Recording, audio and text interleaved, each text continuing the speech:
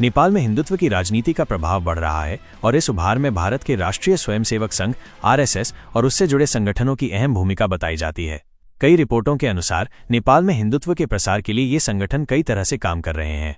हिंदुत्व के उदय के कारण और आरएसएस की भूमिका। राजनीतिक और सांस्कृतिक प्रभाव। नेपाल में एक बड़ा वर्ग फिर से देश को हिंदू राष्ट्र बनाने की मांग कर रहा है।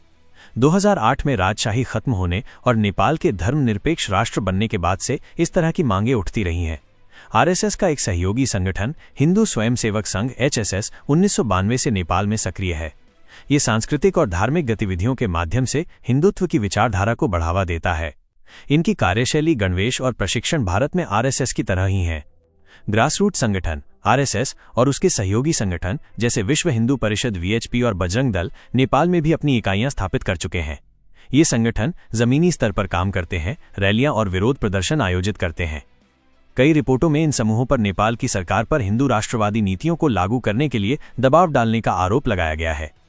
आर्थिक और सामाजिक कारक। कुछ रिपोर्टों में यह भी कहा गया है कि नेपाल में हिंदुओं और बौद्धों की आबादी में थोड़ी कमी आई है, जबकि मुस्लिम और ईसाई आबादी में वृद्धि हुई है।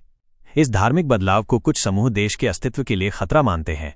इस तरह की धारणाओं को आरएसएस से जुड़े संगठन और दक्षिणपंथी पार्टियां बढ़ावा देती हैं, जिससे हिंदुत्व के पक्ष में माहौल बनता है। अंतर्राष्ट्रीय रिपोर्ट। अमेरिकी विदेश विभाग की एक रिपोर्ट के अनुसार भारत के कुछ हिंदू राष्ट्रवादी समूह नेपाल के प्रभावशाली राजनेताओं को पैसे दे रहे हैं ताकि वे हिंदू राष्ट्र के पक्ष में बोलें। हालांकि एचएसएस जैसे संगठनों ने इन आरोपों को निराधार बताया है। नेपाल में हिंदुत्व का बढ़ता प्रभाव कुछ लोगों के लिए सांस्कृतिक पुनर्जागरण है, जबकि कुछ अन्य लोग इसे देश की संप्रभुता और सामाजिक ताने बाने के लिए एक संभावित खतरा मानते हैं। ये एक ऐसा मुद्दा है जो नेपाल भारत संबंधों को भी प्रभावित कर सकता है।